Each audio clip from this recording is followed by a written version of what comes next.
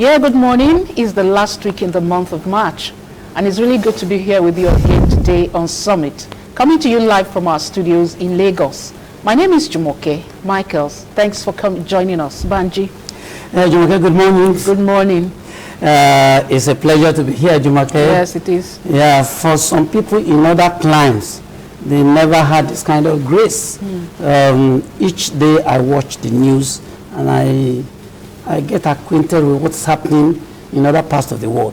I get scared. Yes. I say, I mean, how much more grace can we ask for that we are alive and we have not recorded more than one death in this country? It's by the grace of God. I say, thank you, God. Thank you for keeping me alive. Thank God for keeping Jumoke alive. Thank God for keeping all of us alive. Yeah, thank God. It's really something we have every good reason to thank God. Jumoke, the much awaited presidential speech actually came yesterday. And for me, well, it left so much to be desired. So many questions were not actually answered. And a lot of Nigerians were actually agitated. They wanted to ask, if they had the opportunity to ask, they probably would have asked the president more questions. And the speech, well, good as it is, at least supporting the Lagos State government and Ogun to shut down their borders and then total shutdown of everything. Good as it is, people felt a lot more issues needed to be raised, addressed by the president. Yeah, I felt so too, that one of the core issues that I felt that he should have said something about is the issue of people who earn daily to meet their needs. You know, aside the fact that, okay, he wants to give food items to IDPs for the next 2 months. What about people who make their living through daily earning? You know, you would think that there will be some kind of palliative measures geared towards ensuring that these people too are okay. You know, because that's Nigerians. That's one of the areas that Nigerians are very, very concerned about. And maybe probably he feels that the state governors should be able to handle that. I don't know, but I think there should have been something for them. Okay, Jumoke, I think our guest is more than competent to actually we are not the look ones, into all these issues. We are not the ones to analyze all this morning, but we are looking at the effects of COVID-19 on our economy. Other economies have some palliative measures in place for their countries. We're going to be looking at all that on the background of what the president has been able to do for Nigeria. We'll go on a quick break. Okay, before we go on the break, don't forget that you can be part of this conversation by sending us an SMS to the number we'll display on the screen. Please, by now, I know that our constant viewers already know that we only take SMS. So please send us an SMS with your name and your location, and we'll read out your message and address it from here in the studio. We'll go on a quick break now. We'll be right back. COVID-19, popularly known as coronavirus, is now a global pandemic as the World Health Organization has officially declared it, and is fast spreading. So, as individuals, we must take the following precautions. Wash your hands, often with soap and water, for at least 20 seconds, especially after blowing your nose, coughing or sneezing, going to the bathroom, and before eating or preparing food. Avoid touching your eyes, your nose, and mouth with unwashed hands. Stay home when you are sick.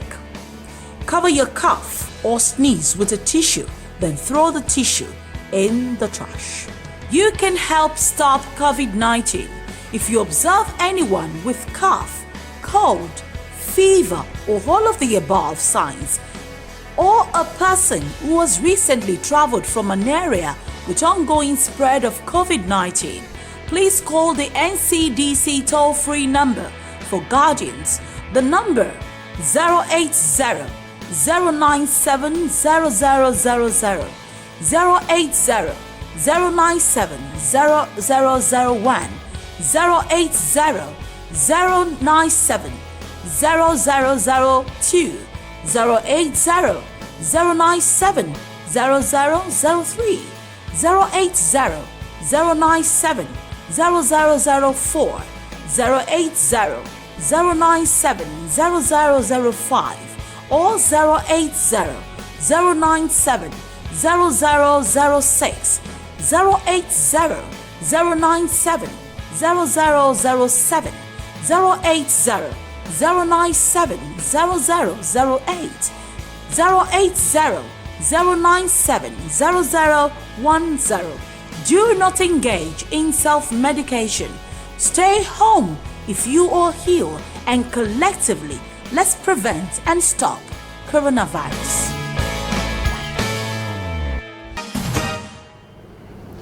Thanks for still being there. The program is Summit, and this morning we are looking at COVID-19 and its effect on the Nigerian economy.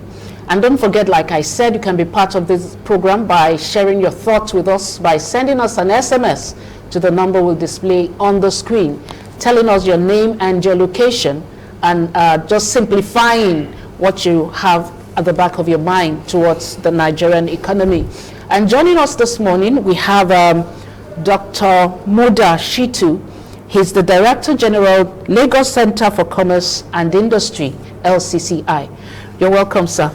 Thank you very much. Lagos Chamber of Commerce and Industry. Sorry, Lagos State Moda Chamber. Yusuf, actually. Moda Yusuf, sorry. All right, you're welcome, sir. My pleasure. Sorry for the error. No. You're welcome. Yeah. I guess you're on holiday too, on the break. Yes, we are on a break, but you know, the whole idea is to work from home. That is if there is work to be done. Because if you are shutting down the economy and shutting down mobility, that's actually very little to be done. But whatever we can do from home, we are doing in terms of communication, in terms of transactions, so that all of us can stay safe. Because we need to be alive before we can do anything.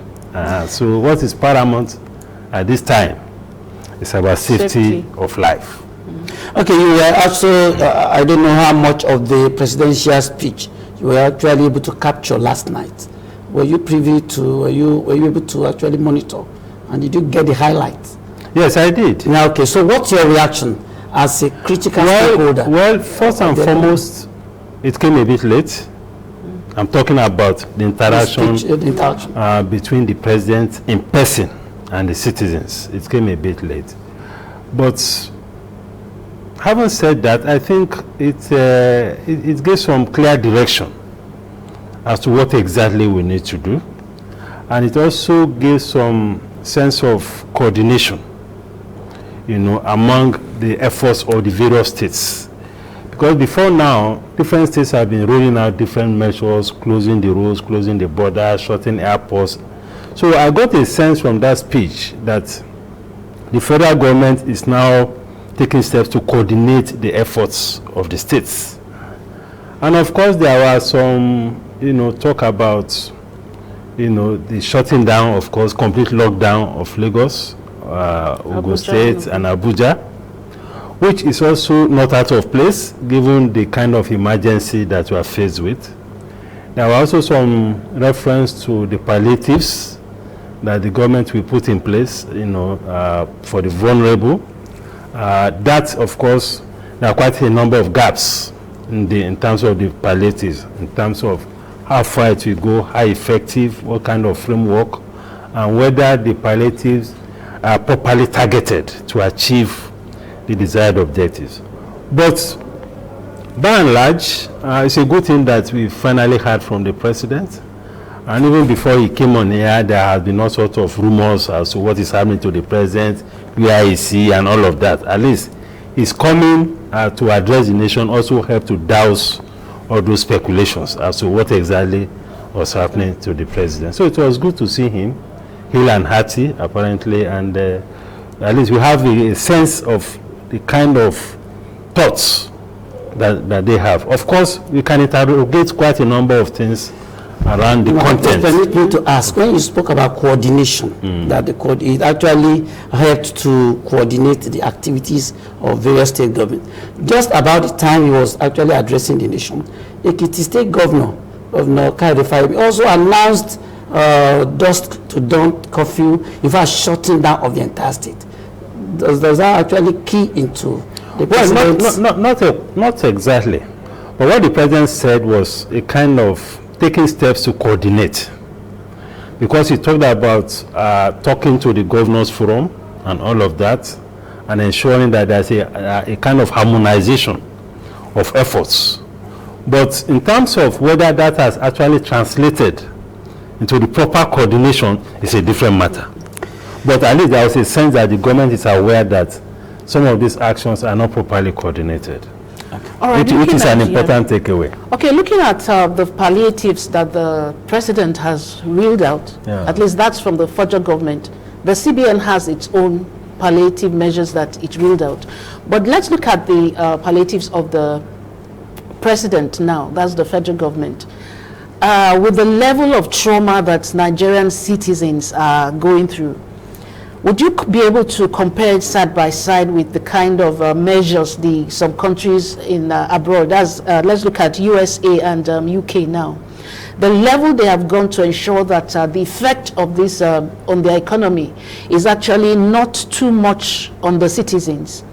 Would you be able to put it side by side and say that it's actually a step in the right direction as per the economy and the people of Nigeria? You see, when we are faced with this kind of challenge, because this is an emergency, we should worry first and foremost about the vulnerable group in the society. We have individuals who can stay home for 1 year and nothing will happen to their welfare. We have individuals who cannot afford to stay home for 1 day because they live from hand to mouth and they live on daily income. Of course, before now, we know the level of poverty that you have in the country. We know the level of unemployment. That is even before this crisis. So you can now imagine when you have a situation where the whole system is being shut down. So the issue of addressing the vulnerable group of the society is very important. The president highlighted a number of measures. First, he talked about school feeding program. He talked about trader money, farmer money. He talked about moratorium on loans from BOI, he talked about IDP camps. He talked about satellite communities around. You see, all these measures, with due respect, did not address the issue of vulnerability, the issue of the welfare of the vulnerable group.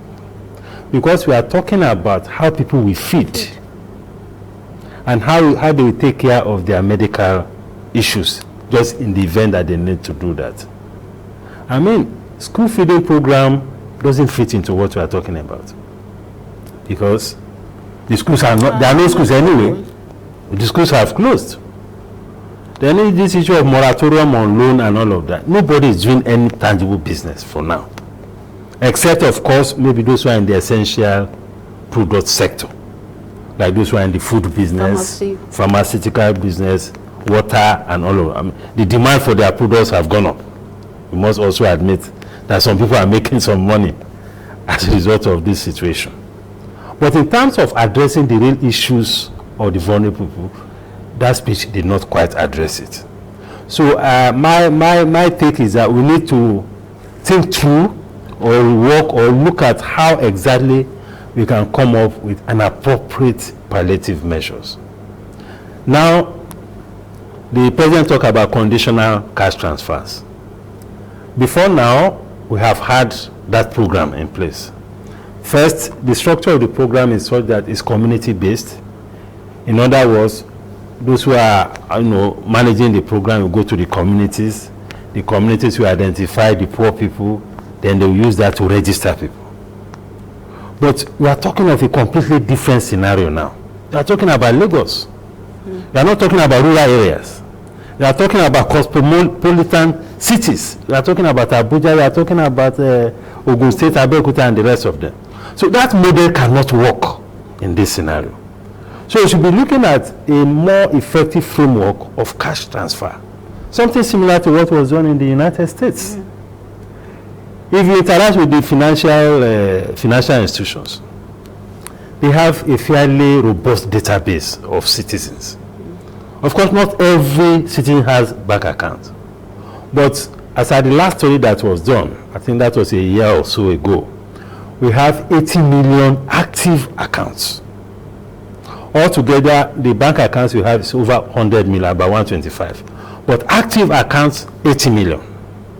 Out of this 80 million, about 22 million belong to those that can be classified as people below the poverty line. So in a sense, if you use even the bank accounts of people, even messengers have bank accounts. Yeah. They do. Even unemployed people have bank accounts. They do. Our mothers, grandmothers in the village, all of them have bank accounts. Yes. So if you want to do cash transfer, you can be guided by what is in the accounts of individuals. If you see the account of a poor man, you will know. No. If you didn't see the accounts of Dangote and the rest of them, you will know. You will know by the flow of statement. You will know by whether this person is on salary, whether it's an owner. You know, you can use such creative methods. If you want to transfer maybe 5,000, 10,000, of course, I think we can afford it. After all, you reference what the CBN did. Yeah. Total palliatives or whatever was about 3.5 trillion. We want to give palliatives by way of cash transfer to these ordinary people. By the time you spend maybe 50 billion or 30 billion or 20 billion, you have made a lot of impact. And in this situation, for the category of people we are talking about, even 5,000 can make a whole lot of difference. Yes. 10,000 can make a whole lot of difference. So we have to be very creative. We don't have to be using some of these conventional tools of social investment program.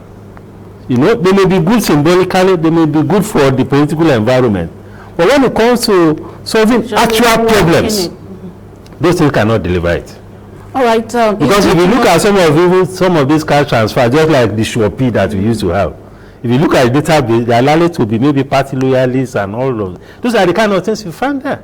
We are dealing with good to know that these things you are saying are doable. Of course they are doable. If we check the accounts, federal government can actually know who actually needs this money. Exactly. And actually be able to transfer to those accounts. Directly. All right, but the Minister for Finance, Mrs. Zainab Ahmed, a few days ago, said that if the current COVID-19 pandemic is prolonged, Nigeria will actually go again into recession. But the IMF have come out to say that the world economy has actually gone into recession. Now, are you saying that, is she just trying to make us feel comfortable, or the government actually has money to do all these things? Well, because if it's doable, fine. But another thing is it what they can do? Do they have the means to do it? Yeah, if you allow me, just before I answer that, okay, I need to revisit this palliative thing. You know, there is this idea of giving foodstuffs to people and all of that. In Lagos State. In Lagos State. Now, you are talking about 200,000 families. Now, you are talking about social distancing. We have gone through this before, when people go with trucks of maybe rice or something. And you know the kind of stampede that we experienced. We even had instances where we lost lives because there's a lot of stampede to get these food items. If you go through that route, you are going to aggregate so many people in the same location.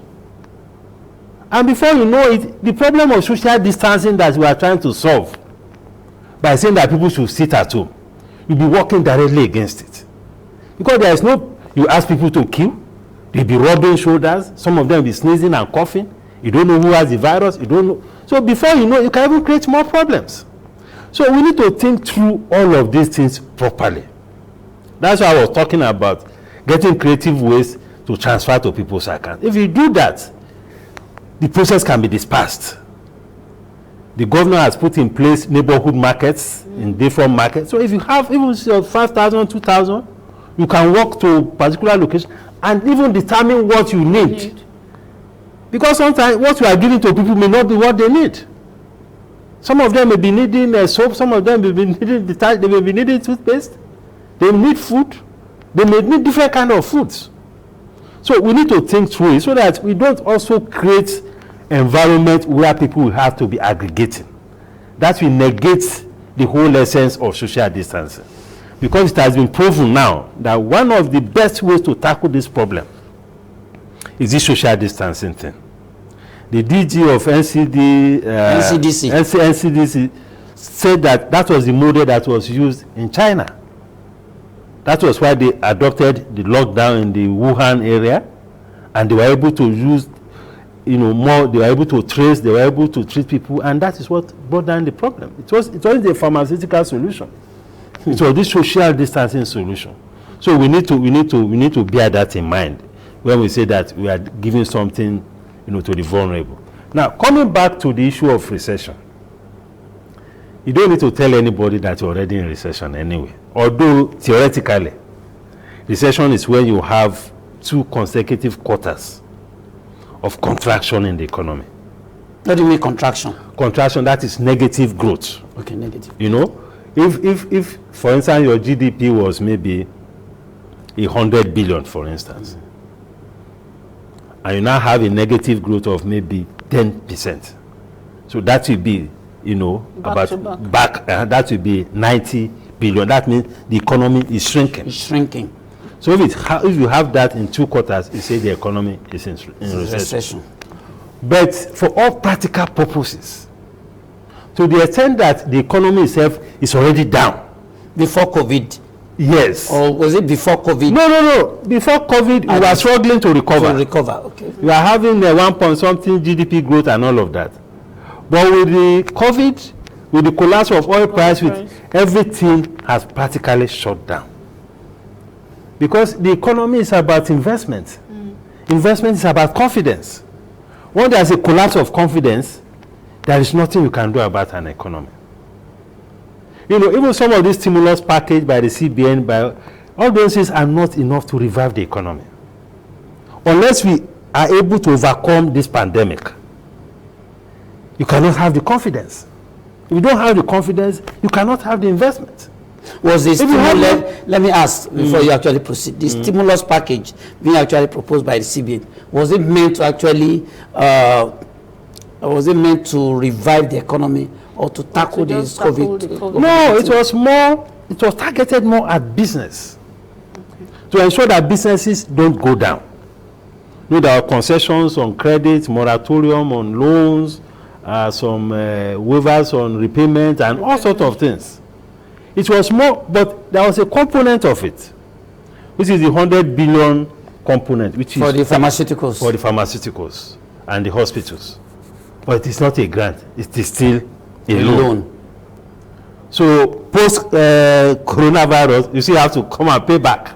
If you don't pay back, they have to run after you. So even for you to invest that, you have to also think properly, because it's not a grant. So the most important thing now, which is what everybody is doing, is to tackle the pandemic.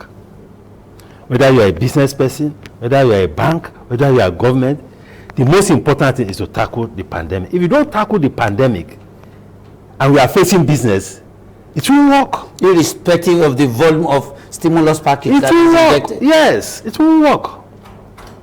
Because it is only people who are alive that will do business. And for as long as pandemic exists, there's no way you can do. Now there's a lockdown now. You have a complete lockdown. Even if you have money to do business, what business can you do? Even if you have benefited from the stimulus package of the CBN, maybe they have credited your account with maybe 10 million or 20 million. What are you going to do with it? So what is paramount now is to tackle the pandemic. That is why it is good, and commendable, all the intervention that we have seen from the private sector, from governments, from international agencies, and so on and so forth, so that we focus on the pandemic and also on the part of the citizens. These are very difficult times. The sacrifice that the president has called on us to make is a sacrifice that is worth making. It may be difficult, but just as the president said, this is a matter of life and death. But we also need to create a framework that will make it easy for the most vulnerable to be able to live and survive this period of sacrifice. Because a hungry man doesn't care about coronavirus. Now, the entire, Lagos, Ogun, and FCT Abuja have maybe about 24 hours to do shopping, to do a whole lot of things, to get ready for the total shutdown, which is starting 11 p.m. tonight. Now, looking at it from the point of view of availability of goods and services, do you think 24 hours will be enough to actually address the needs of, even for those who have the money to acquire what they need to acquire? You see, before now, those who have the money have been stocking. Okay. Because there was already a lot of uncertainty around whether there be lockdown, don't go out. There's a lot of uncertainty already. Secondly, what the government has said is that those who are selling food items, those who are selling pharmaceutical products, this lockdown will not affect them. That is what the Lagos State government said, and that is also part of what the president said. So for essential items, the window for them still exists. Even the seaports are not closed. So that if there are shipments of essential things that needs to come out from the ports, they will still come out. The distribution of food items within the country are also not affected, if you read the speech very well. These are some of the things that has been put in place. So it's not as if it's a complete shutdown such that you cannot even get one or two things to buy. Of course, physical mobility is important. That has been affected. You can't move around. You can't put your car on the road unless you are on essential services. So you are only limited to what is within your environment to go and buy. The filling stations will still be open from that speed. So there are still windows of opportunity for those who still have the money to buy things. But when you say if you want to stock, is it not somebody that has money to stock that you go and stock? How many people have savings? Some people have not been paid salaries. And if you look at all the many employees of the SMEs, how many SMEs can come to pay you when there is no work? When even the owner of the business is not even getting something for himself. Now, in other parts of the world, the government, part of the intervention of the government is that those the SMEs, for instance, are actually supported with salaries of staff. Yeah. I mean, those who are at the risk of losing their jobs are actually paid maybe about 80% of what should have been their salary. Do you not think we need to look into that, even as we go into this? We need to look into that. And that is why I've talked about coming out with creative ways to credit people's accounts directly. And I believe we can afford it. It may have a few macroeconomic implications. Apart from addressing it at the individual level, do you not also think that the Chamber of Commerce and Industry could also actually support government with data, for instance, of MSMEs, those who could actually, be part of this effort of government to address the economic problem? Salaries, some people are struggling to pay, some companies, the SMEs are struggling to pay salaries, as you said earlier. Can they not be aided even at this time to pay salaries for people instead of paying individual 10,000? Well, they can be supported to do that. We have database of SMEs in the country. SMIDAN also has very robust database of small businesses. So that is possible. But what I think is most effective is to have a database of all account holders. Okay. You look at the quality, the robustness of the accounts. Even these people that are employees of SMEs that you are talking about, they have accounts. Gone are the days when everybody is paying cash. They have accounts. The system cannot be perfect. You can't get it right. We have a major problem with data in this economy. And one of the sectors in which we have fairly good quality data is in the financial system. Even if you have multiple accounts with the BVN, it can be detected so that you don't pay people multiples. If you want to define the different economic classes of people, by the time you look at their accounts, you should be able to define it. Of course, there will be margin of error, maybe 10-15% margin of error. But reasonably, you'll be able to determine that this account holder belongs to this class. This account holder belongs to this class. And you do that, and people will feel, they feel some comfort. But we need to think through it. It is not easy, to ask people to stay home for 2 weeks without thinking through these palliatives, particularly for the vulnerable, is very, very important if you want to make a success of this. Otherwise, you have problem of enforcement. Beyond that, let me just announce again that you can begin to send us your SMS. Just share your thought with us on the topic of discussion. And maybe you have a question that our guest can address for you and offer some explanation. And the number to send the SMS to is 080-2334-7006. The number is there on the screen right now. You can begin to send us SMS. Please, I'm asking for SMS, not call.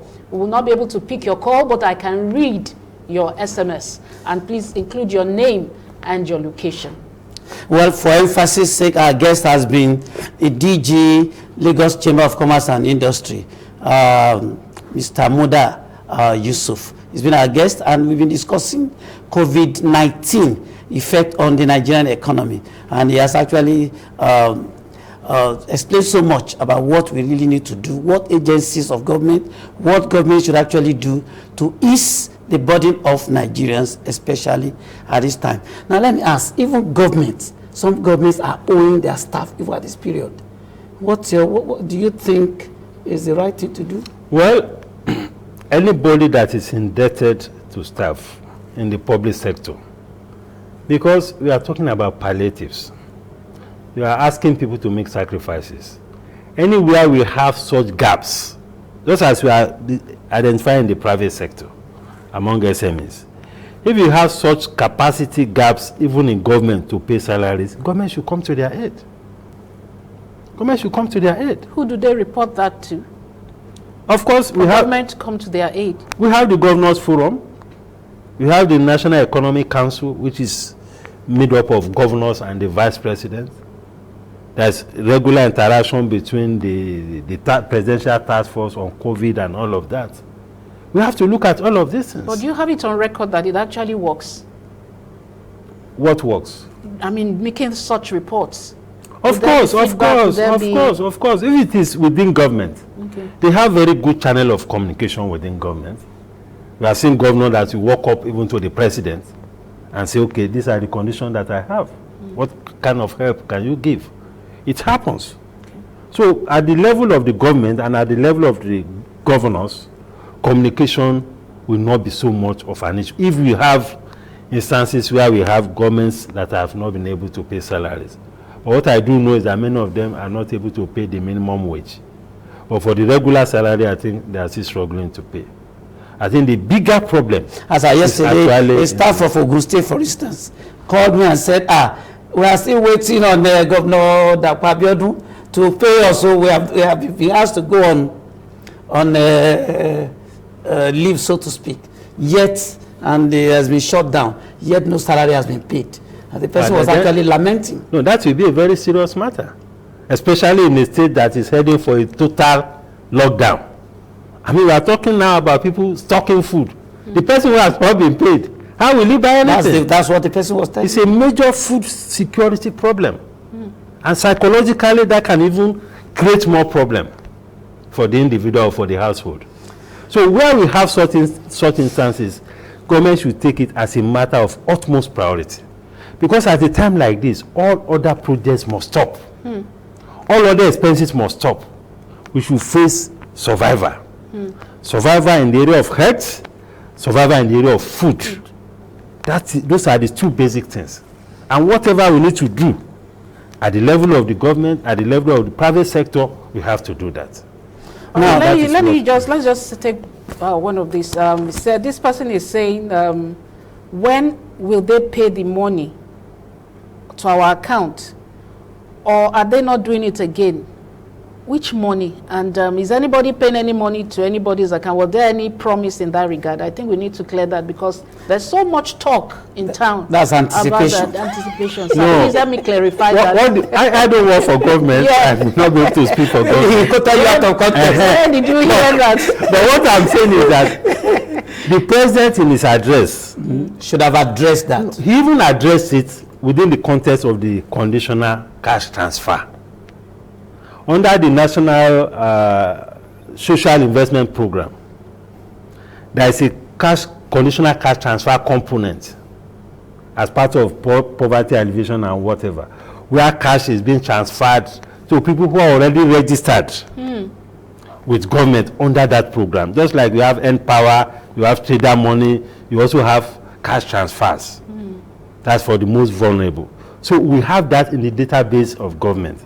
And what President Buhari said is that he will ensure that those on that database are paid in the next 2 months or so, very quickly. But we are talking about something much bigger, of much bigger scope. I'm not saying that government has put anything in place. We are just suggesting, recommending that this is the way to go if you really want to touch the most vulnerable. That's our discussion, so that one is not quoted out of context or people don't quite understand what we are discussing. We are not saying that government has credited anybody's account. What the government is doing for now is the conditional cash transfer that has been existing before now. And that has very, very limited impact. You have any more? Yes, most of the things people are saying is about this money thing. Of course, that shows the rest of the messages I've read is just about this money thing, because someone is saying they should use our BVNs to credit our accounts. Because that's what you have already said. This person is said this COVID-19 is getting worse, but how does our president want us to survive for the next 2 weeks? In fact, it's one of the questions I have here, that how crucial is the next 14 days lockdown to the economy of Nigeria? How crucial will it be? It's very crucial. Already the economy is already practically on lockdown, even before this announcement. Except for some sectors, the food sector and the pharmaceutical and maybe pharmaceutical sector. Those two sectors, because as human beings, no matter our condition, we have to eat. And at a time like this, you don't worry about buying new clothes. Where are you wearing it to? You don't worry about buying shoes. Or building structures. Or building structures. You know, or buy electronics or buying cars. What you worry about now, survivor, which is food and your health. Food, water, medicaments, some of these essential things that you need as a human being. But in the president's speech, he said the speech is actually two-pronged. That's to save lives, and then to support the economy. That's the focus of the speech. Now, is it possible to match the two or to align the two at this period? It is possible, but you also need to prioritize. Because in these things, sequencing is important. You have to save lives before you can talk about economy. If you don't have human beings, what economy are you talking about? Look at what is happening in Italy or Spain. Is anybody talking about economy in those locations? They are talking about how to keep people alive. That's what I talk about, these palliatives for the economy. It's good, of course, but how many businesses are functioning now? So you are not bothered about even post-COVID, or you are less bothered about post-COVID. When companies are down to maybe zero level, are you're not thinking of how to actually that is important. The difficulty in actually bringing them back to life. That is important. Even after COVID-19. That is important. Some of these measures will be more useful after COVID. That's the CBN. The CBN, palliatives, moratorium on loans, and all of that. It is when you are back to business. That is when those things will have value. So are the manufacturers, for instance, who have actually been, a sum of 1 trillion naira has actually been earmarked for the manufacturers sector. Are they not assessing the loan? Are they or are they not? You see, for now, unless you are in food processing or you are in pharmaceuticals, if you go and take the loan, what are you going to do with it? Assuming you are in the business of maybe producing shoes or selling electronics or doing something that is not very essential. If you produce it, who is going to buy? Which market are you going to take it to? You understand what I'm saying? Those things are important. but they are important to make the economy come alive thereafter. What is most important now is to quench this fire. It's like you have a fire. When you have a fire, you don't leave the fire and start saying that you want to do this. Your focus should be on how to put out the fire, which is what this coronavirus is. So what are you telling your members now? All the efforts now should be on how first to support the government to ensure that all these measures work, all these containment strategies work. Those of them that have resources to support the government, they have been doing it already. I mean, a bank donated a very good isolation center to Lagos State. The bank should not be worrying about making money now. It's about how to support the government to put off this raging virus. So that is where all the energy should be. The economy, of course, this thing is taking a huge toll on the economy. But you must have a life first before you have an economy and before you have a business. All these things are important, but the sequencing of it is what I'm talking about. If you have a loan facility, the credit is low, blah, blah, blah, and so what? All right, let's just look at some of the people's comments. This person says, I really enjoy your speech, sir. But like some of us that are private workers and we are yet to be paid up till now, how do we cope with this 2-week stay at home? God bless you, sir. Seraji Fatimat from Igodo. I'm just taking the messages randomly. There are so many. Do this government have plan for the people in terms of cash payments? He has already said so much about cash payment. My name is Shola from Ketu. All the countries affected have tried to give something back to their citizens. What's our own government doing for us? Another one says, what do we do about who trades in the market and are not selling essential goods? And we have been locked down for the past 1 week. Now additional 2 weeks. Our daily upkeep depends on daily sales and income. So what do you want to say about all this? How do we feed those of us that are daily earners? You see, it's the same. It's the same thing. It's the same, practically the same. You can see from the responses that you've got. People are not talking about business. They are talking about survivor. So whether we're a business owner, if God give the business owner the grace to be able to continue to pay salaries over this period, even if they are not working, that would be great. That would be a good contribution. Because we are discussing humanity now. Yeah, so sir, are you suggesting that the federal government needs to go back to the drawing board to readdress some of these palliatives and still come up with better things to address the needs of the citizens? They have to go back to the drawing board. But even what the federal government has listed are not the kind of palliatives that we need. With due respect. The school feeding program. So there's enough. The government has another opportunity to come back to address us. Yes, yes. But more importantly, we need to look at all these things, particularly again, the vulnerable people. And there are very many. That's why I'm worried, because this is also about social stability. If you don't take care of all these people, who even before the virus thing, they're already hungry. Yeah. But they're able to manage because there is some economic activity going on. Now there's a complete lockdown. And we don't have any tangible provision for them. It could lead to even more serious social problems. And we need social stability. We need people to comply. Because if you don't put those things in place, enforcing compliance will also be an issue. Because somebody who is hungry, I mean... The Lagos State government is actually adopting maybe a creative approach to it. I mean, packaging foodstuff, that's a raw food, rice, gari, beans, and bread, even loaves of bread. But they are targeting 200,000 families, according to the state government. What percentage of the vulnerable in Lagos State is 200,000? The population of Lagos State is about 22, 23 million. So if we take it that maybe half of that are adults, they are talking of over 10 million. If it's okay, out of the 10 million, maybe half of the 10 million people are people under this category, we are talking about 5 million. So we take 5 million vulnerable people compared to 200,000 families. It doesn't match up. And what is the modalities for distribution?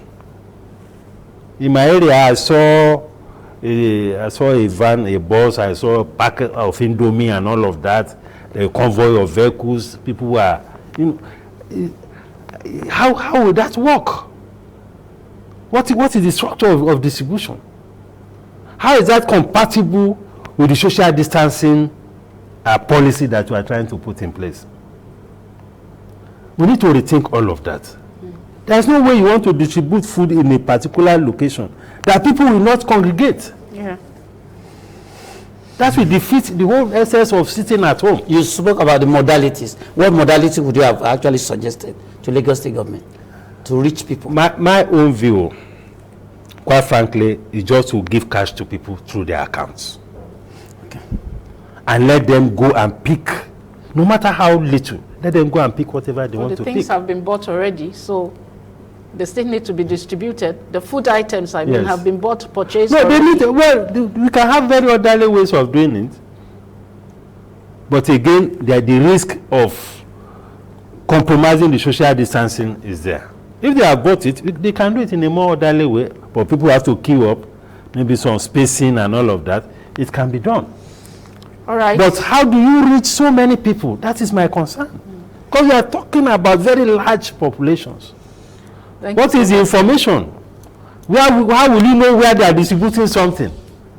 It's a very complicated thing. Yeah. All right, thank you so much, sir. We've been talking this morning with Dr. Muda Yusuf. He's the Director General, Lagos State Chamber for Commerce and Industry, LCCI, here in Lagos. Thank you so much, sir, for taking out. Thank you very much. Thank you for your time, sir. Thank you. It's a great privilege to have him. Thank you. It's a privilege to be here. And thanks for all those who have sent in messages.